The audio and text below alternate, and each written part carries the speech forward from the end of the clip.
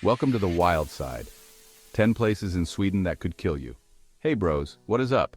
Don't forget to smash that subscribe button and become part of the Floor Gang. A huge shout out to Jackline for having me on board for this one. We're about to dive into some seriously scary stuff. You know I love a good adrenaline rush, but even I'm getting chills thinking about these places. We're talking about the most dangerous, most terrifying spots in Sweden. Yeah, you heard that right. Sweden, forget IKEA furniture assembly. This is the real deal. We're talking about treacherous mountains, freezing waters, and wildlife that will make you wish you stayed home. So buckle up, grab your Swedish meatballs, for comfort obviously, and get ready to explore the dark side of Scandinavia. Kiruna, where the snow can kill. First up, we're heading north, way north, to Kiruna. This place is known for its stunning beauty, with the northern lights dancing across the sky. But don't let that fool you, bros. We're talking about a place where winter temperatures can drop so low, your eyeballs could freeze solid. And then there are the avalanches. Imagine a wall of snow, bigger than any building you've ever seen, just crashing down the mountainside. That's the kind of power Mother Nature can unleash in Kiruna. So, if you're thinking of visiting, remember to pack your thermal underwear, your snowshoes, and maybe a spare pair of, well, everything. And whatever you do, stay away from those mountainsides unless you're looking to become a human snowball. Kebnekaise. Don't look down. Next up on our death-defying tour of Sweden, we're scaling Kebnekaise, the highest peak in the country. Now, I'm all for a good view, but this one comes at a price. We're talking about sheer cliffs, unpredictable weather that can change in an instant, and a climb that will test even the most experienced mountaineer. One minute you could be basking in the sun, the next you're caught in a blizzard, clinging to the side of a mountain. And let's not forget about altitude sickness. It can hit you like a ton of bricks, leaving you gasping for air and seeing double. So unless you're a professional mountain goat with a death wish, maybe stick to admiring Kebnekaise from a safe distance, like maybe from your couch with a cup of hot chocolate. Abisko National Park lost in lunch. Abisko National Park. Sounds peaceful, right? Wrong. This place is crawling with more ways to die than a horror movie marathon. We're talking about getting hopelessly lost in the vast wilderness, where the only thing watching you is probably a hungry bear. And speaking of bears, did I mention they outnumber people in this neck of the woods? Yeah, not exactly the kind of wildlife encounter you want to brag about. Oh, and if the bears don't get you, the hypothermia might. Remember, this is the Arctic Circle, where the sun forgets to shine for months on end. So, pack your bear spray, your compass, and your warmest long johns, because Abisko National Park is not messing around. Chapter 4. Stockholm Archipelago Shipwrecked and Screwed. Ahoy, mateys! We're setting sail for the Stockholm Archipelago, a breathtaking collection of islands that will make you want to sing pirate shanties. But before you grab your eye patch and parrot, listen up. These waters are treacherous, with strong currents that can sweep you away faster than you can say man overboard.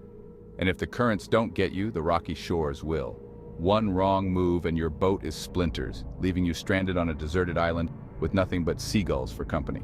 So, unless you're a seasoned sailor with a sixth sense for avoiding maritime disasters, maybe stick to a ferry tour. Trust me, the view is just as good from the deck. Chapter 5, Sarek National Park, where help is a hallucination. Hold on to your hats, folks, because we're heading deep into the Swedish wilderness, to Sarek National Park.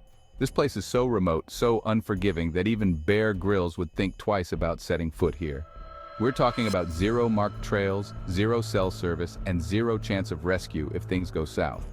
One twisted ankle, one wrong turn, and you're officially off the grid. And trust me, in a place like Sarek, nature plays for keeps. You'll be battling freezing temperatures, relentless mosquitoes the size of your fist, and the constant fear that something is watching you from the trees.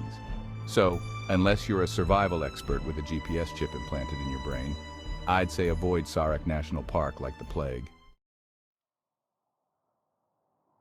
Chapter 6. Gotland, cliffhanger ending. Literally. Gotland, the island paradise with a dark secret. Sure, it boasts stunning beaches, charming medieval towns, and more history than your grandma's attic. But get too close to those picturesque cliffs, and you might just find yourself taking an unplanned plunge into the icy depths below. The wind here is no joke, bros. It can whip you off your feet faster than you can say fika time. One minute you're snapping a selfie, the next you're plummeting towards the rocks. So, enjoy the views, soak up the sun, but for the love of all that is holy, stay away from the edge.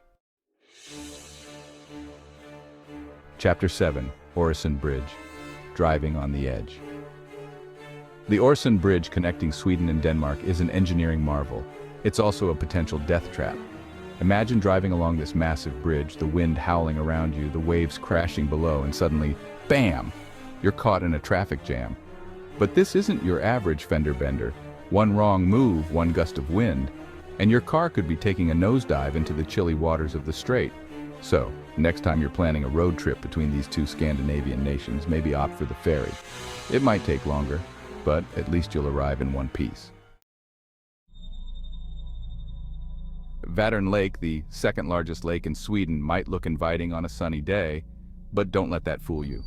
This ain't no swimming pool, bros. We're talking about water so cold it could give you hypothermia faster than you can say, "Kan jag fa en all tack." And the weather here is as unpredictable as a Swedish summer. One minute it's sunshine and rainbows, the next it's a raging storm trying to swallow your boat whole. So unless you're a polar bear in disguise, maybe admire Vättern Lake from the safety of the shore. Skåne, the southernmost region of Sweden, is known for its rolling hills, picturesque villages, and, wait for it, landslides. Yeah, you heard that right.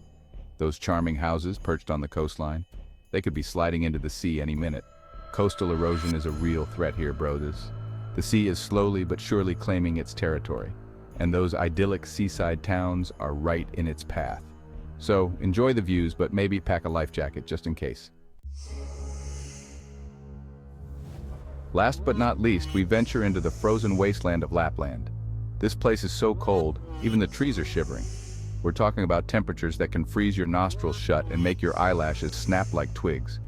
And if the cold doesn't get you, the isolation will. Get lost out here, and you're basically a human popsicle waiting to happen. The sun sets for months on end, plunging the landscape into an eerie darkness that will make you question your sanity. So, unless you're Santa Claus himself, I'd say steer clear of Lapland. So there you have it, bros. The 10 most dangerous places in Sweden. I told you it was going to be wild. From killer mountains to treacherous waters, this country's got it all. But hey, don't let me scare you off completely. Sweden's also got amazing meatballs, so there's that. Just remember, if you're planning a trip to any of these places, be prepared.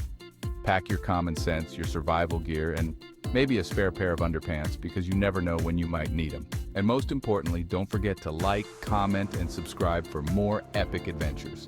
Stay safe out there, Floor Gang.